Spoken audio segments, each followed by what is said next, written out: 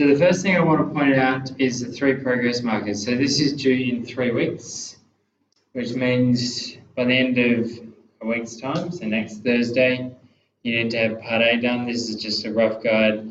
By the end of the 2nd week, you need to have Part B done. By the end of the 3rd week, you have Part C done. Part C is very broad, so I would get started on thinking about that now.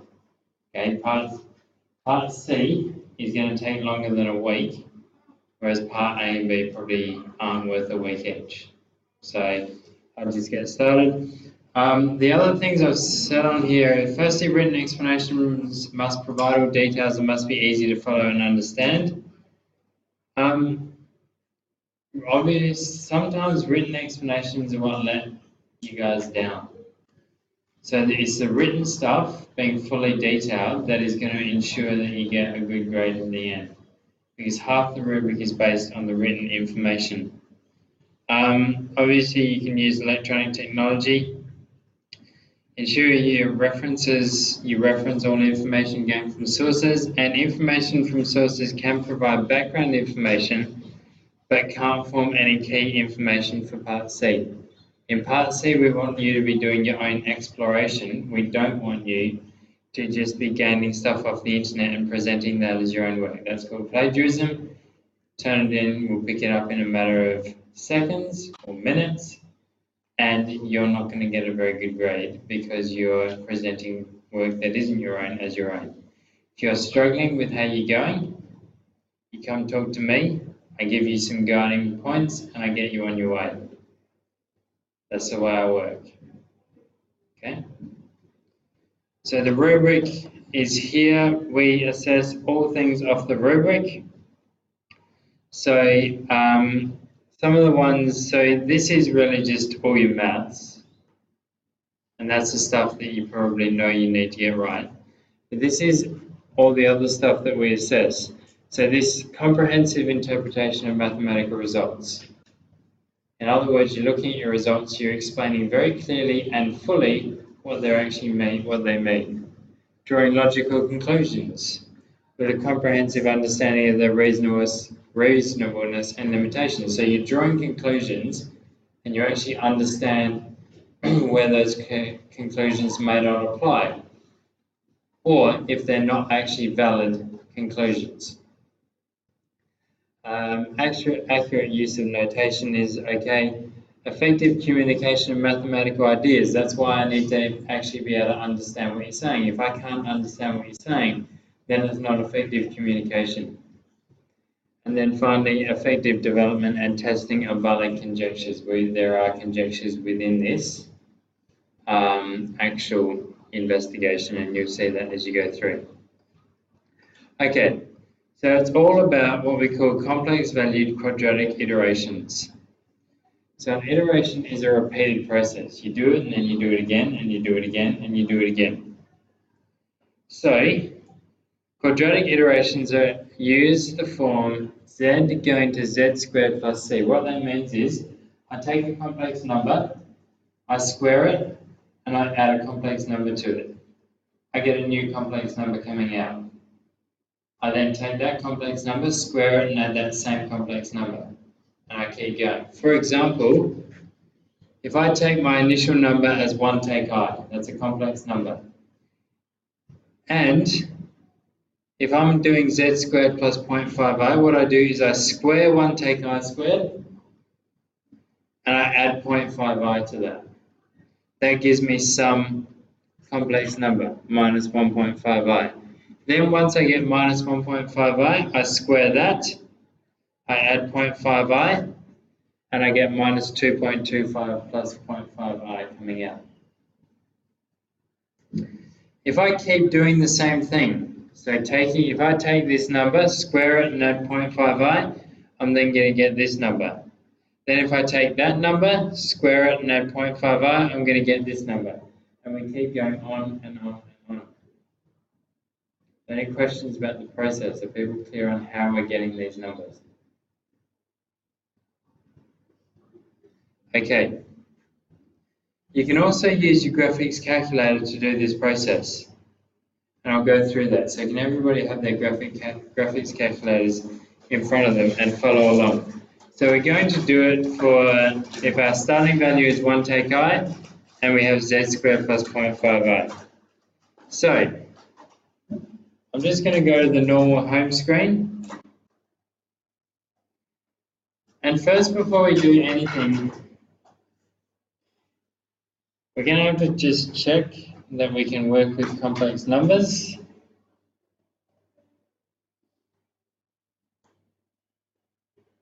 And I think we should be fine with that. So, I is, if you go shift and then it's 0. So if you go shift 0, that'll give you I. So the first thing we do is we put in our starting value, which was 1 take I. So I'm going to go 1 take, shift 0. And I hit enter. It gives me 1 take I, the complex number 1 take I. Now, every iteration we do will be squared, and then to that we add 0.5i. So I'm going to go shift answer squared plus 0.5i. What that does is it takes this number here and I'm multiplying, which I should be adding. So answer squared plus 0.5i. So it's going to take this number here, 1 take I, it's going to square it, and it's going to add 0.5i. And I get minus 1.5i. And I could repeat this process again. When I repeat this process again, it's going to take this number here, it's going to take minus 1.5i, square it, and add 0.5i. So if I press enter again, and I can keep doing this lots and lots of times. I can do this pretty much as I want until I get a math error. Now, if we look carefully at the previous number we got to a math error, it was a very, very, very big number. It was 2.67 times 10 to the power of 90 plus 8.01 times 10 to the power of 89i. Now, the reason we get a math error in that case is the next complex number is basically too big for the calculator to deal with. A calculator can go up times 10 to the power of 99. So anything more than that, so we can assume that once we square this number and add it to 0.58, we're beyond numbers times 10 to the power of 99. So that's nothing to be worried about. Now, as you went up, we started with 1 take I and we got numbers. What did you notice about the numbers? What was happening with the numbers? What could we say generally about the numbers as we repeated this iteration? Yep. They got larger. Okay, so that's what we call the long-term behavior of this iteration. The more you do the iteration, the larger and larger the numbers get. That will not be the case for all numbers. There will be cases when that does not happen. And really that's the focus of what we're doing. Now, what that means is, so you can use your graphics calculator, but here we have given you 1, 2, 3, 4, 5, 6 iterations that we want you to do. In every case, you must do the first 4 iterations doing the full working. So as I did back here. So you must actually show the process to get that iteration, to get the first value. You can check it on your calculator, but you can't just write down what the value is. So for each one of these, you've got to do the first 4 actually working out what the value, what the complex number is squared, and then adding that value to it and going through. So in that case, you actually need to show the working. Then you can continue on with technology to complete the number of iterations asked for. So these iterations that I've got here will not necessarily be, will be different. So here I want you to go up to 30. Here I want you to go to 10. There I want you to go to 20, 5, and then 6. So you've got to repeat it the number of times that we asked for. And then we want you to carefully explain the long-term behavior of this quadratic iteration. So as you repeat it, what's happening to the numbers? Are they getting bigger or are they doing something else? Yep. Mm-hmm. Mm-hmm.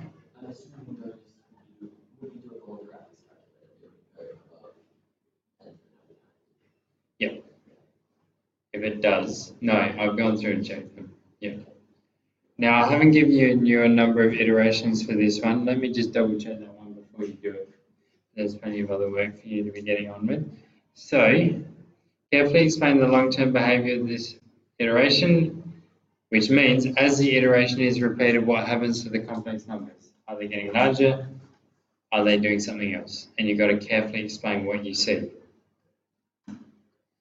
And then you need to pick at least 5 more iterations and in each case comment on the long-term behavior of each one. So you're going to have to pick, so when you pick an iteration, you need to pick a formula and you need to pick a starting value. And you're free to choose whatever you want. So then you write a conclusion about the different types of long-term behavior that can be observed. Comment on which types seem to be more common and which are less common. So as you pick your 5, which seem to be occurring a lot, which don't. And considering the work you've done in this section, discuss the limitations of your conclusions justifying your results. So you've gone through and done iterations and drawn conclusions from that. How might your conclusions be limited? That doesn't mean I'm not asking for have you got all the right answers. What I'm really asking is, what do you think, or how would you explain the limitations of what you've done? Do you think you've got all the different types, or do you think it might be limited in some cases? That's the first thing. That's part A. Part B is you're going to take this shape.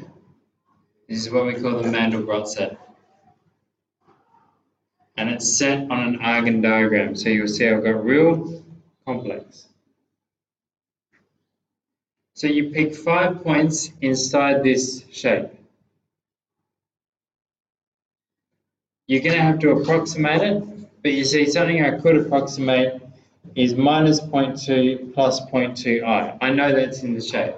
Don't try and be too fancy and go so close to the edge that you might be in or out, okay? Pick ones that are fairly close or fairly safe that you actually know that they're inside the Mandelbrot set. And then we want you to mark them on the diagram. Just approximately, we're not going to say, oh, he's 0.01 off of where it should be. I can't tell that accurately, and neither can you. I just want the rough idea of where they are. So you're going to have to hand up this sheet or a sheet. You can copy this off and put it on a Word document and hand that up, or you can scan it in or something like that. Using these points as the value for C in the quadratic iteration, Z plus Z squared plus C, where Z0 equals 0, complete a sufficient number of iterations to be able to observe the long-term behavior of the quadratic. Okay, what do I mean by that? Well, let's say you picked a point minus 0.2 plus 0.2i. In your quadratic iteration, you substitute that for C. So Z is going to Z squared plus, or it'll be take minus 0.2 plus 0.2i. That becomes your C value for C. Then your starting value will be 0. So you'll go 0 is going to 0 squared minus 0.2 plus 0.2i. Would you like me to actually write this up so you know what I'm saying? Okay, so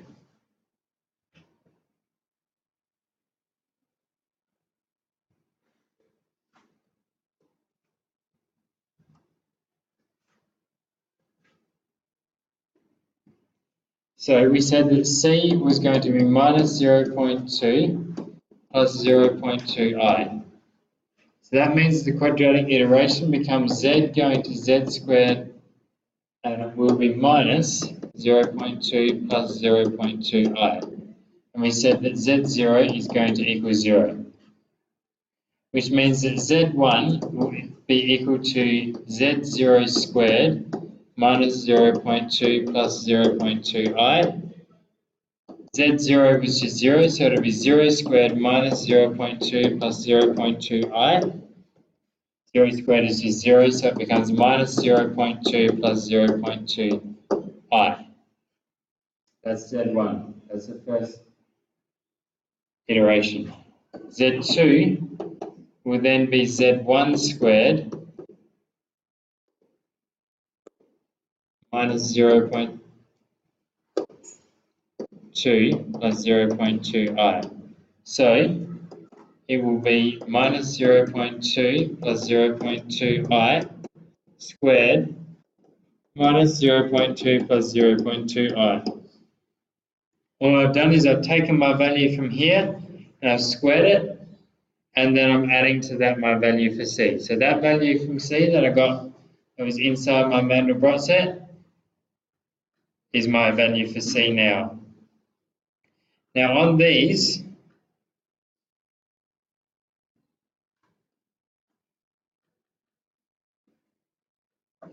I asked you to complete a sufficient number of iterations to be able to observe the long-term behavior. You need to show enough evidence that you've done that, okay?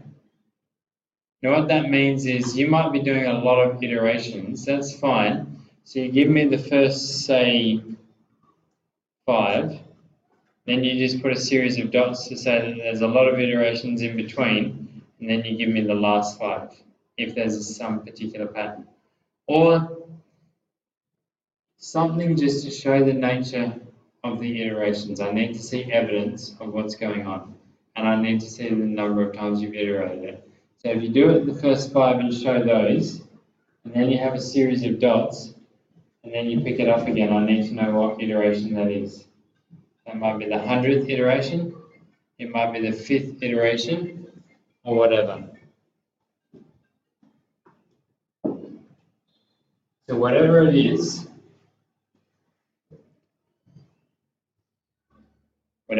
I need to know what number iteration it is because I'm going to go through and check it. And then in each case, you're going to comment on the long-term behavior. Now you're going to do the process again, but you're going to pick 5 points outside the Mandelbrot set. There's lots of them.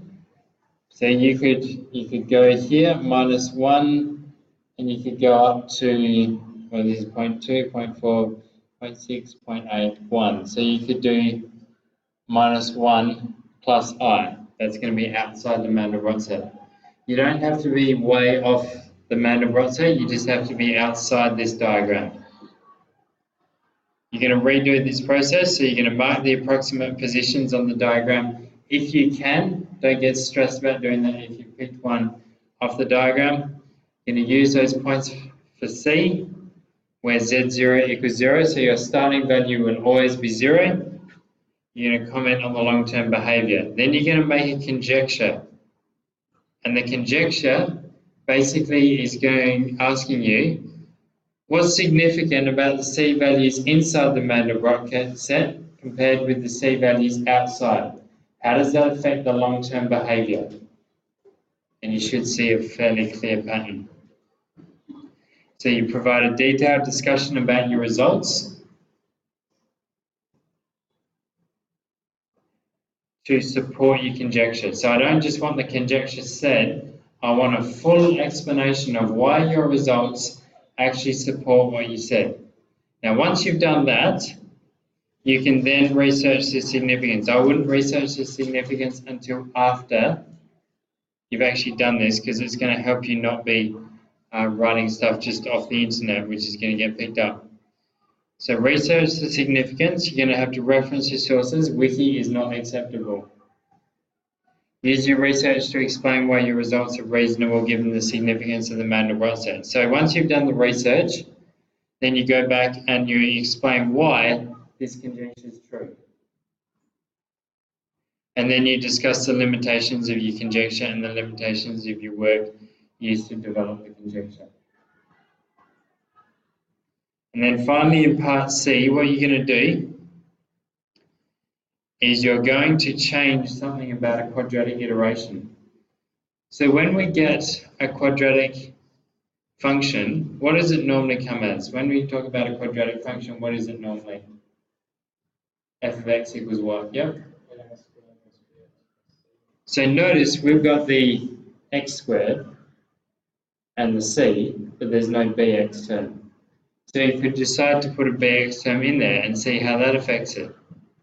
Or you might want to do something completely different. Instead of having z squared plus c, you might want to raise that power to be z cubed plus 3, or z to the 4 plus c, or z to the 5 plus 3. You can change the power or you can change both. But don't make too many changes because it could get a bit complicated. So you're going to look at the long-term behavior of these iterations.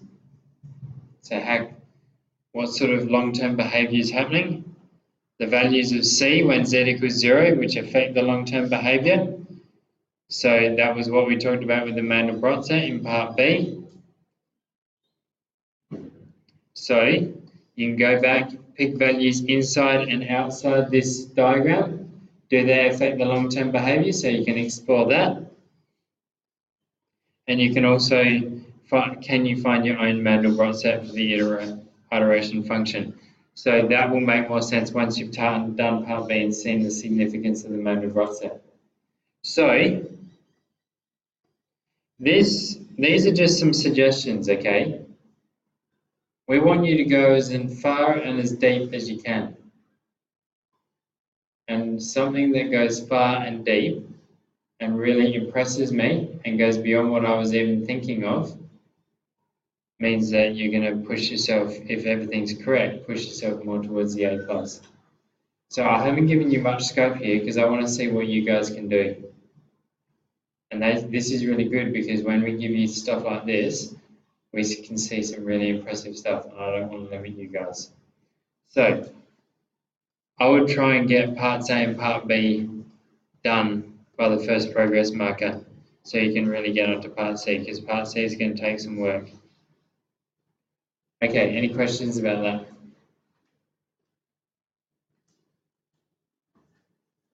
Okay, all right, I'm going to say off you go. Start recording your results. Now, when you write it up, the whole thing must be written on a Word document. You cannot scan stuff and put it in. The only thing you can scan and put in is a diagram of this with your points marked. That's the only thing you can have scanned in. Everything else must be written on the document. Okay, all right.